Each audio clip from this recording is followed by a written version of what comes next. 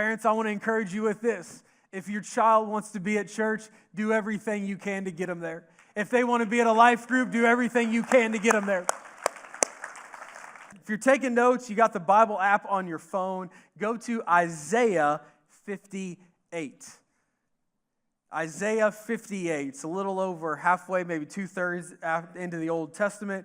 Isaiah 58, 9 through 12. We're going to look at all four of these scriptures, but then we're going to camp out at the last one, verse 12. I'm going to give you a little bit of history and background on what's happening in Isaiah chapter 58. The biggest thing is this, is the people were real proud of who they were. They were quite proud of their abilities and their holiness, but meanwhile, God was not impressed at all, because everything that they were doing was for show. It was to, hey, look at how great we are, look at how awesome we are, and God said, no, I know your heart, and none of this is true. It's not really going the way that you think it is. And the children of Israel had completely abandoned the faith. They had become wicked in their actions. They had become greedy and self-serving. They had become more like the world than being set apart from it. They were more concerned with fitting into those things around them than actually setting themselves apart. They had become the very thing that God opposed. They had become the very thing that God opposed. And in the 58th chapter here, the Israelites were so far from God, they proverbially couldn't see the trees through the forest. And God was displeased with them. They had become so concerned with the outward appearance, they couldn't even look on the inside of themselves and say, God, what am I doing wrong? What have I done wrong? I've got to fix this. It also talks about their fasting, as they fasted to show everybody, man, look at how holy I am. Look at how many meals I missed today, and I'm still strong. I'm still doing good. I still look good, and I'm still awesome. But God was saying, you're not fasting for the right reasons. You don't care about the poor. You don't care about the needy. You're just worried about your religious practices. You're coming in and worshiping, and you're celebrating all these things that I'm doing, but you're just doing that when other people are around.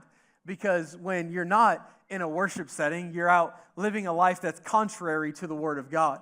They weren't worshiping sincerely. They even had fights amongst themselves. There was quarrels. They weren't getting along.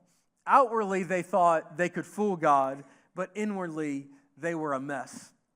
And ultimately, it was contributing to godless practices and unholy living. That's the scene that I want to set for Isaiah chapter 58. And in this moment, in Isaiah chapter 58, God, through the prophet Isaiah, is calling them on the carpet. He's saying, I know the truth, and here it is. Let's lay it out. So we're going to pick it up in verse 9. Then you will call, and the Lord will answer. You will cry for help, and he will say, here I am. If you do away with the yoke of oppression, with pointing finger and malicious talk, and if you spend yourselves in behalf of the hungry and satisfy the needs of oppressed, then your light will rise in the darkness, and your night will become like noonday. The Lord will guide you always. He will satisfy your needs in a sun-scorched land, and he will strengthen your frame. You will be like a well-watered garden, like a spring whose waters never fail.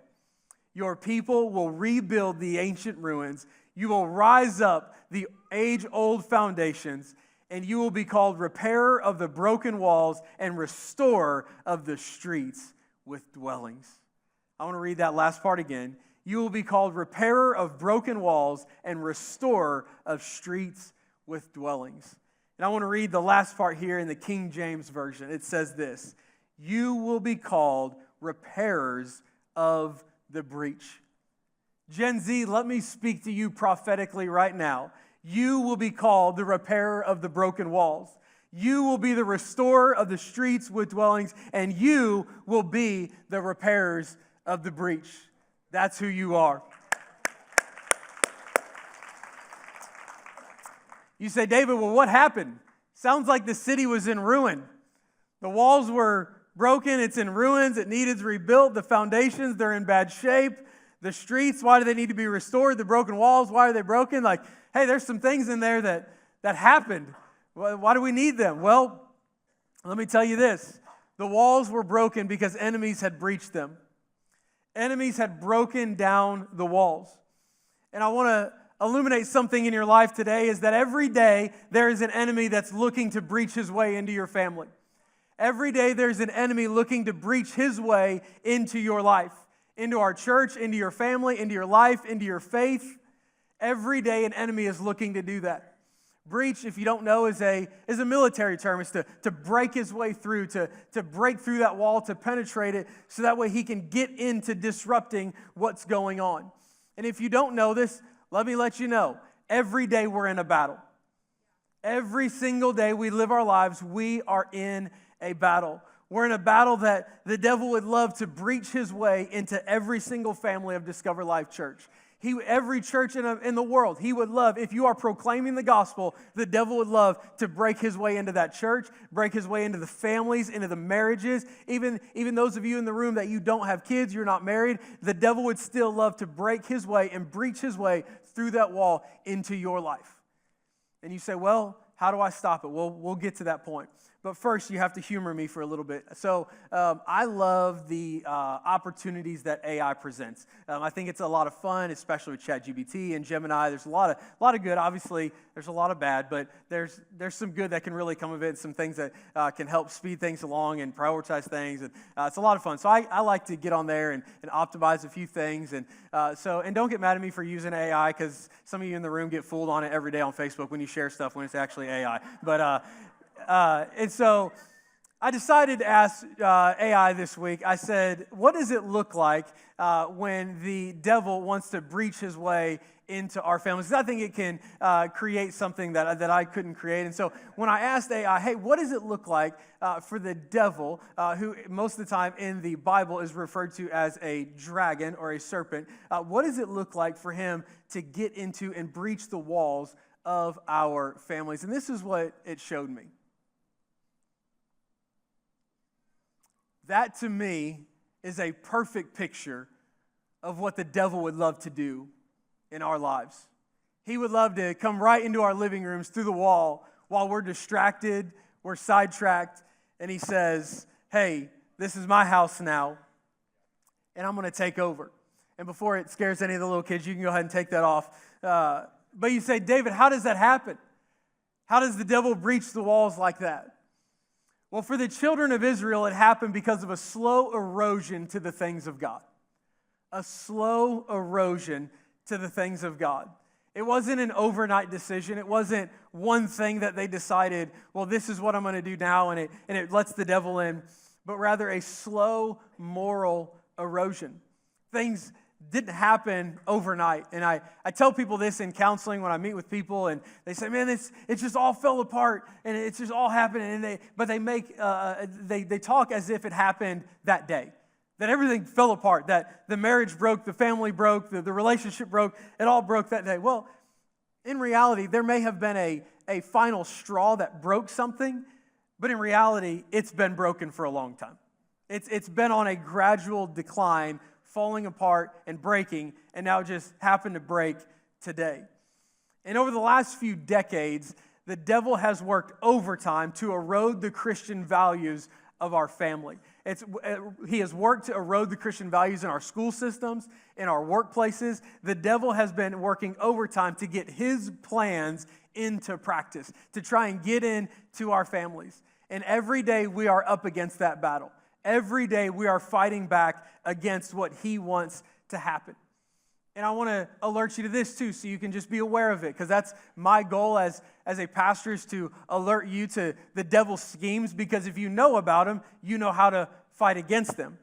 Everything that you're fighting is just simply downstream from something else. Like everything that you're fighting, there has been battles that have happened for years and decades before that. What you're fighting is nothing new. The battle you're fighting in your marriage is nothing new. The battle you're fighting in your family is nothing new. The battle you're fighting at work is nothing new. We have been at war for decades and centuries. And you say, how do you know that, David? Well, it says it in the Bible. Let's look at this. 1 Peter chapter 2, verse 11. Dear friends, I urge you, as foreigners and exiles, to abstain from sinful desires which wage war against your soul. Staying in that same book, but later on, 1 Peter 5:8. Be sober, be vigilant, because your adversary, the devil, walks about like a roaring lion, seeking who he may devour. The devil is at every corner hoping to steal, kill, and destroy anything that's moving the gospel forward. You say, so there's a devil under every rock. Well, he's certainly waiting for you. I'm not saying that everything is the devil. Your car broke down. That may not be the devil. You may just be 8,000 miles over an oil change and need to get that in. But not everything is the devil. Sometimes we make bad decisions. But the devil is fighting against our families. The devil is fighting against all of us because we are looking to move the gospel forward. So I ask the question again, are you ready? For another scripture, let's look at the book of Revelation. Now, the book of Revelation is not just all end times. It's not just all eschatology. I know back in the spring we spent some time on work talking about the end times, and we did Wednesday nights here and did a study, and it was a lot of fun. Had a lot of you here for that. And but I want to remind you of this. The book of Revelation is not just about what's to come, but it's about what has been going on for a long time. A lot of the imagery you see is not just end of the world, apocalypse, and doom and gloom, and all the things that's going to happen, and Jesus' triumphal entry, the good things, but also it's a book of what has been happening. And in the book of Revelation, you see a dragon referred to many times over. And throughout the book of Revelation, when it's talking about the dragon, it's referring to the devil. But also, there is another imagery that I'll talk about just a second. In Revelation chapter 12, John wrote this incredible imagery about a battle that is taking place.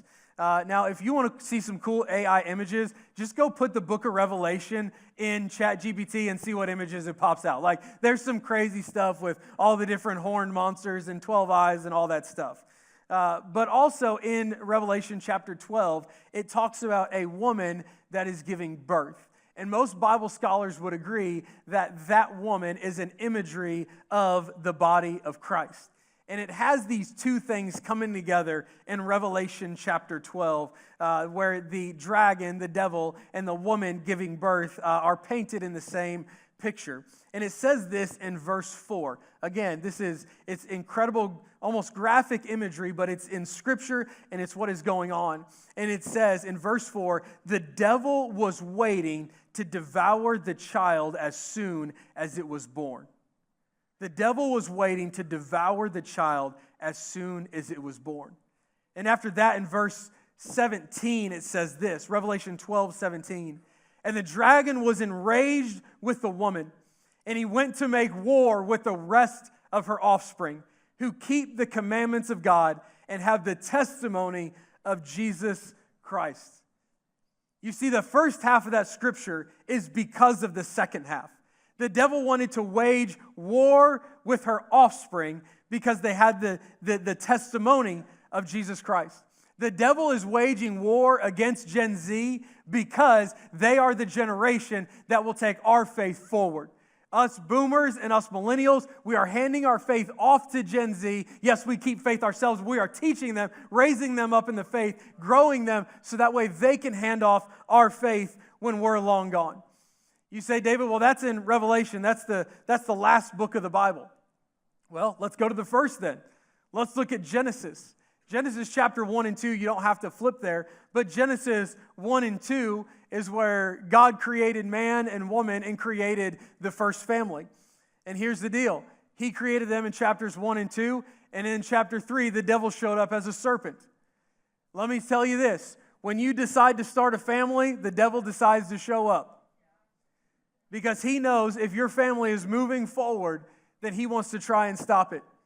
When evil wants to go to war with God, he will go after the children. When evil wants to go to war with God, he will go after the children. Why? Because our faith is passed down from generation to generation. Before the printing press, before the digital age, things were passed down from voice to voice. You passed it down to your children, person to person. The devil wants to go after those that will move faith forward. Look at every evil ruler that's ever lived. They went after the children. The Bible's full of them. Look at Pharaoh in the story of Moses. What did he say? Kill all the young Hebrew boys. You're like, David, when are you going to get to the good stuff? I'll get there. Look at Herod when Jesus was born, the Messiah. King Herod said, kill the children, all 2 years and younger. Look at the Old Testament and all the moments of child sacrifice and putting children up for the sacrifice of the god of Molech. Why is all this a theme throughout all of time? Because when the devil wants to breach the wall, he will breach it at the most vulnerable part of the wall, and that is our children. That's what the devil will go after because it is the most vulnerable part of society. Why do you think every election that rolls around, the most talked about piece during an election cycle is the right to life? Is abortion and pro-life, and battling it out for each other. Because it's a battle for the most vulnerable members of society. It is a battle for them. Have you ever noticed evil rulers don't go after grown men? They don't go after the strongest, they go after the weakest, the most vulnerable. How does the devil go after our children, though? I'll tell you this. He goes after them through a thought and a mindset. The devil goes after our children through a thought and a mindset. Proverbs 23:7 says this, as a man thinketh in his heart, so is he. And the devil knows that if he can attack the self-esteem and the thoughts of a child, he can convince them of his ways. The devil doesn't come at our children with a bazooka and a tank. He comes after them with a thought and a theology that doesn't line up with the Word of God. If he can get them to think differently about themselves, he's got them in the palm of his hands. I want to read you a couple statistics about Gen Z. For those of you that don't know, that may be 30 and up, and you may not be super connected to Gen Z, or maybe you've got a child that is in Gen Z or Gen Alpha, and you need to know these things. Here's a few stats that I want to illuminate to your mind and in your heart so that way you know how to pray for them. Gen Z would say this, they're called the loneliest generation. 73% of Gen Z would call themselves lonely with no friends. 73%. 42% have a diagnosed mental health condition. Almost half of Gen Z is walking around with a diagnosed mental health condition. 57% are taking medication for a mental health issue. 57%, over half of Gen Z is on medication for a mental health issue, the highest it's ever been. 30% identify as LGBT. 30%. That's a sobering statistic. And in that vein of it being 30%, that also alludes to the second statistic, and that in Gen Z, we have the highest suicide rate since World War II. Suicide is the third leading cause of death in Gen Z. But I also want to, those of you Gen Z in the room that you fall into this, I want to give you a little piece of information that may help you. One of the main reasons why I see the high suicide rates, if you look at the graph, which I didn't want to bring out all the graphs and show you all the data and research, but one of the things it says is it's the highest since 2007. If you look at the trajectory of how suicide rates and self-esteem have been, and then you look at 2007, and it's literally up and to the right at a catastrophic pace. If you look at what 2007 gave birth to, it was the iPhone. I'm not anti-technology, but I do know that spending too much time on that and comparing everybody's highlight reel to yours can certainly make a difference. 71% are addicted to pornography. 71% of Gen Z. with the average age of first exposure at 10 years old. So even Gen Alpha. 40% of Gen Z were born out of wedlock. That's not okay. I want to be a church that has strong marriages, raising strong kids. 34% live in a single parent home. That's not okay. But it's why we do things like our foster care camp that you're going to learn more about here at the end of service. And lastly, the last statistic is more than 1/3 are religious nuns. Not none as in the Catholic Church. None as in, I don't believe in anything. I'm agnostic. I want nothing to do with it. I'm good. More than 1/3. And you say, David, that sounds like a lot of bad news. I'll tell you what, it's not all bad news. And why do I say it's not all bad news? Because people, maybe you even sit in your seat, have this perspective, and let me change it for you. You may say, man, this is the biggest spot of moral decline our nation has ever seen. I see it as the greatest opportunity that we have to share Jesus in our schools, in our workplaces, and everywhere else that we go. We could be on the cusp of one of the greatest moves of God our nation has ever seen. A couple years ago, you may have seen the Jesus movie that about the crew out in California and all the things that happened there and the Jesus movement. And you think back to Azusa Street and all the great things that have happened. I believe we could be on the cusp of one of the greatest moves of God, because I want to give you a statistic to back it up. Currently, at the rate of deconversion, people walking away from their faith, and de-churching and deconstruction, you've probably heard that term. They say at that current rate, 42 million people will leave the faith by 2050. But if we go back to the Gen X retention rates, Gen X being a lot of people in this room, and begin a spiritual awakening, not only will we stop the 42 million from leaving the faith, but it's estimated that in America we will see 22 million people come to faith, to knowing Jesus. We have a job to do. Are you ready? All right. I want to give some handles for you. Put some handles on this thing and give you something to work with. We all must invest in the next generation. We all must go all in.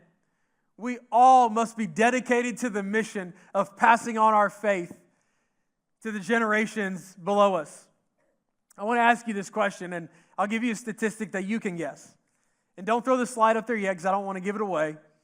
But if you were to guess all of the people that come to saving faith in Jesus Christ, and they'll see eternal life in heaven, of the 100% of people that will do that, I want you to think in your mind, what percentage of them come to faith before the age 30? I separated the room, 30 and over, 30 and up.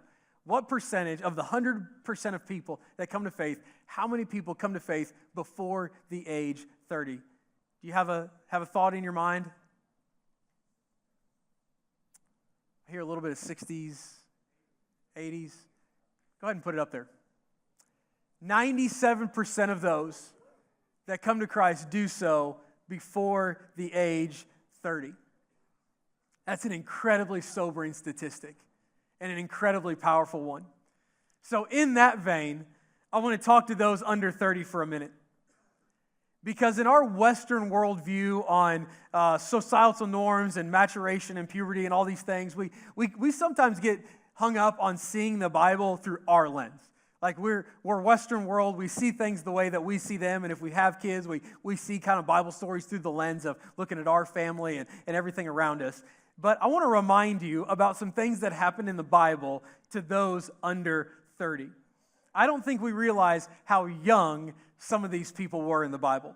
Bible scholars would agree that David was around 17 when he killed Goliath. When he threw that rock and Goliath had to go lie down.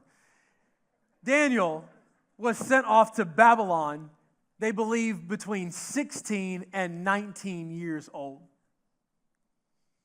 When the angel visited Mary to let her know that she was going to give birth to Emmanuel, the Messiah, God with us, she was likely between the ages of 14 and 16. Jeremiah, a prophet to the nations, was likely 16 when he began his writings. And lastly, John the Baptist, all the things that we read about him, everything that we see of John the Baptist in the Bible, it is likely believed that he was in his late 20s. So young people, let me tell you today, I'm not that much older than you. I'm just barely into that second demographic of people here today.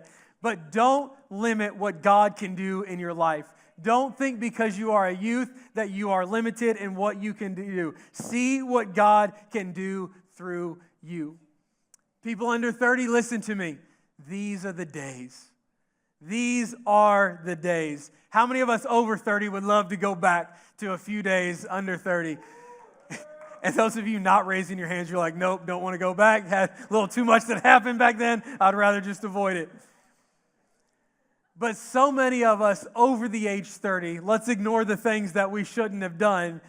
We would love to go back and spend more time in the Word, more time in prayer, more time getting a vision for your life, more time asking God, what do you want me to do? Who do you want me to be?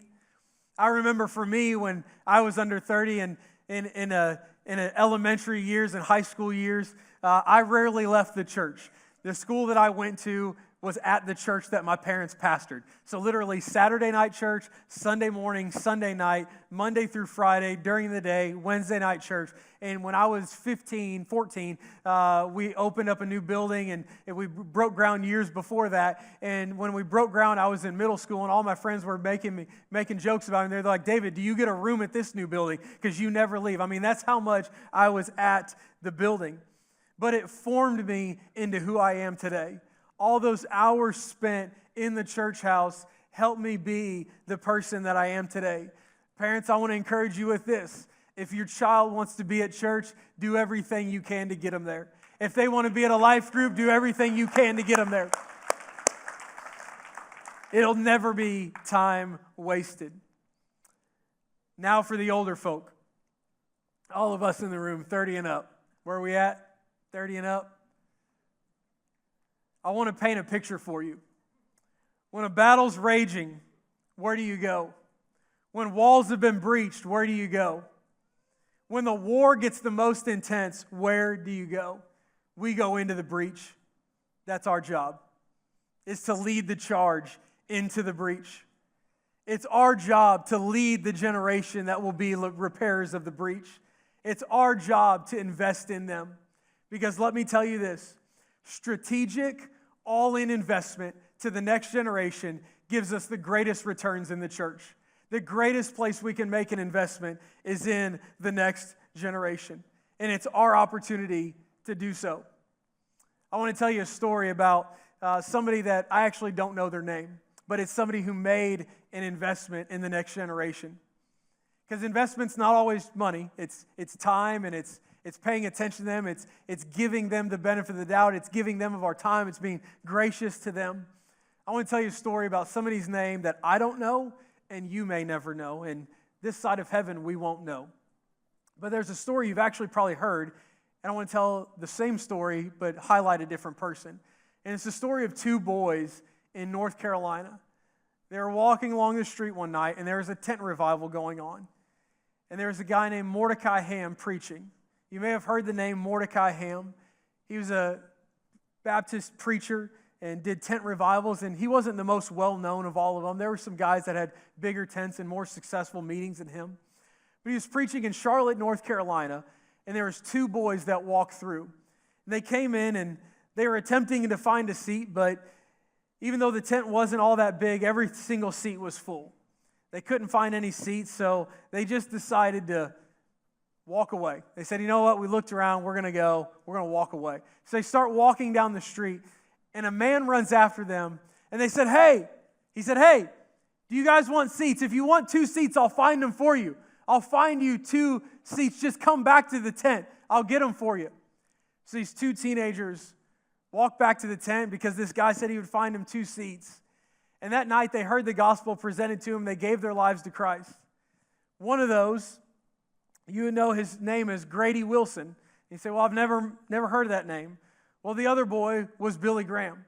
And they both gave their lives to Christ that night at Mordecai Ham's service. Billy Graham obviously went on to preach the gospel and win more souls to the kingdom than any other human that's ever walked here. And Grady Wilson went on to actually do everything for Billy. Put the tents up and get the mailers out and get it in the newspaper. And Grady was his sidekick for a long time. And all those things are great. But the person I want to highlight is the man that ran after them. The man that said, if you need 2 seats, I'll find you one. If you need to sit down, I will find you a seat. Because that man said that night, not on my watch, not if it's up to me.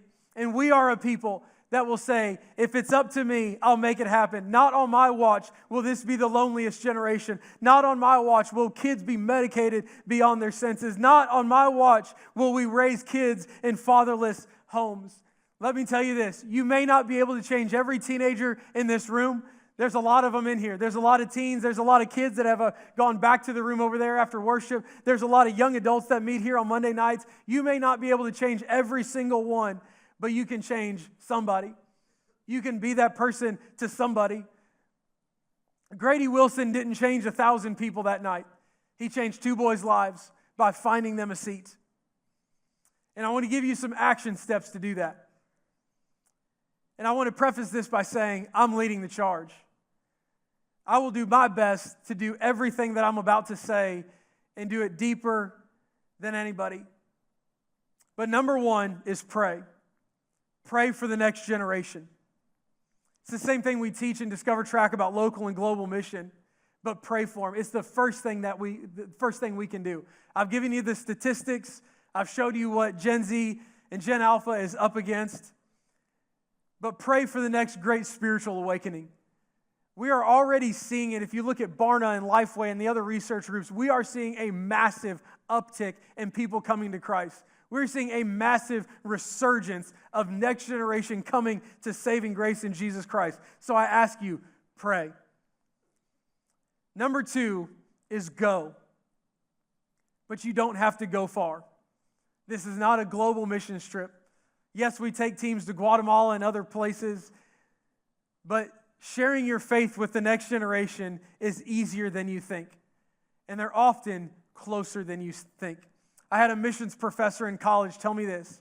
He said, serving people isn't always crossing the sea. Sometimes it's simply seeing the cross. Seeing what Jesus has done in your life and helping someone else see the same thing happen in their life. It's our opportunity to lead the next generation and pass our faith down. And no shame in this, I'm going to give you a couple opportunities. We have multiple places that you can get involved to help Gen Z and Gen Alpha. From the youngest of the nursery and the kids ministry up to youth and young adults.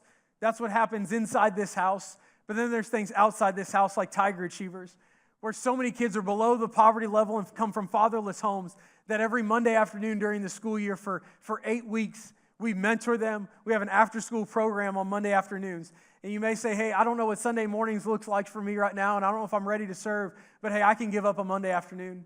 I can serve those that have nothing. I can serve those that come to school with no shoes on and administration gives them a pair of shoes to wear. I can serve those kids at Jefferson and other schools that we want to get into and that we've been invited to, but we said, hey, we need the numbers to get in. We need some volunteers to get into those schools. But you can serve in kids and youth and young adults. I want to give you an opportunity right now to do that. If you want to grab your phone, you can take a picture of the screen or you can do it right now. You can simply text READY to this number. There's going to be a number on the screen. You say, hey, I'm ready. I'm ready to serve. You can text that. We will follow up you this week. If you want to write it down, text it later, take a picture, whatever you want to do. We have an opportunity right now. If you text this number, we'll follow up you this week and say, hey, where do you want to serve? How can we help you get plugged in? It's a step you can take right now. We will be the spiritual leaders of this generation. We will serve them, and we will instill our faith in them. Lastly is give. Give. We have an opportunity to invest financially in the next generation. We're sitting in seats because of people that went before us, and we have an opportunity to make sure this house is here for the next generation. And we also have an opportunity to fund them for camps and retreats. We're already dreaming about camps, of what it looks like for summer camp next year, and kids camp, and youth camp, and all the things that we want to do. You have an opportunity to make a difference. And here in a little bit, when the offering buckets come by, you have an opportunity. You can give online, or in the seat back in front of you, there's an offering envelope, and there's a line that says Reach One Initiative. We have ties, we have Reach One Initiative. Through the Reach One Initiative is how we make things like that happen. Where we make sure the building is ready for the next generation, and we make sure that kids are fully supported to go to camp and retreats and all the things that we want to do. And I told you the story a minute ago about Mordecai Ham's revival and the two boys that gave their life to Christ that night, and an usher that found them 2 seats. But now I want to tell you a story about something a little closer to home. I want to tell you the story of Aiden Dockery. Aiden Dockery is 17 years old and attends Cape Central High School. And I want to read you his story. Before coming to Discover Life Church, I had a lot of chains that needed to be broken off of me. I struggled with lust, addiction, to watching things I shouldn't watch, saying things I shouldn't say, and vaping. I had never really opened up about these things. I was so afraid of shame and of what people would think of me. This summer, I went on the trip to the ramp. My expectation for the trip was simple. I wanted to be free from everything holding me back from God. I realized I had never truly praised Him the way I was meant to. I carried so much shame and guilt, and I had made choices that pulled me further away from Jesus. Even times when I was at church, I could feel His Spirit. I couldn't feel His Spirit like I used to. I wanted freedom from the enemy's grip and to become a new man of God. During one of the sermons at the ramp, something that really stood out to me was how to be free from lust. We all have thoughts and temptations, but it can be hard to resist. 2 things we were told we would need to be free from lust was prayer and accountability. When you feel yourself starting to fall into temptation, just start to pray that God would remove the thoughts that you and I are having. The key to overcoming temptation is prayer. Don't just confess your sin in the moment, but confess it always. Accountability is having someone to help you through the tough times. Someone you can trust, and you can't get mad at them when they're just trying to help you. Then something at the ramp changed everything. There was a call for baptisms, and I knew I needed to respond. As soon as I stepped into that cold creek, I felt His Spirit stirring, not just in me, but all around me. I had about 4 to 5 guys roll up on me like they were going to fight me. But what I didn't know is they were about to fight for me in prayer. Right after that, I was baptized. The moment I came out of the water, I felt completely free. Free from the things I had done wrong. I felt God right there beside me. When I reached the top, the same guys who had prayed for me earlier surrounded me again and prayed over me. One of them told me, "Let it out." And I did. I cried. Not because I was sad, but because I realized that even though I had done so much to upset God, He forgave me. This experience has shown me that God's love and forgiveness is real. Ramp wasn't just an event for me. It was a turning point. I came chained and I left free. I can't wait to see what God has planned for me next.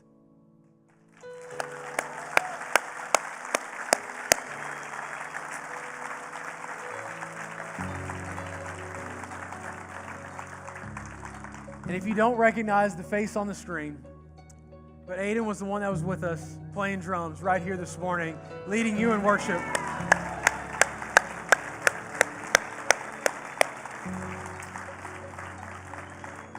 So church family, I tell you this, through your generosity, you make things like that happen. So I ask you the question again, are you ready? Are you ready for more? Are you ready to do more? Thank you so much for joining us. If you like this message and you'd like to hear more from the series, you can click right here.